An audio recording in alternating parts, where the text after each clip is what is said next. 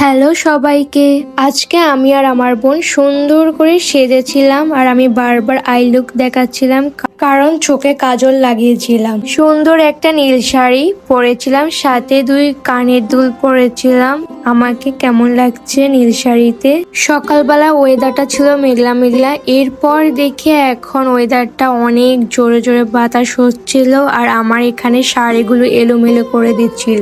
আর এই বাতাসটা আমার অনেক সমস্যা করছিল, কারণ বাতাসের কারণে আমার শাড়িটা শুধু সরে যাচ্ছিল।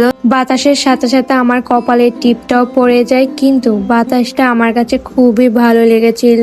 আজকে পুরো ভিডিওতে শুধু আমি ডং করে নিয়েছিলাম, কিছুক্ষণ পর চুড়ি দেখাচ্ছিলাম, একটু শাড়ি নিয়ে ঘুরছিলাম, চুল দেখাচ্ছিলাম।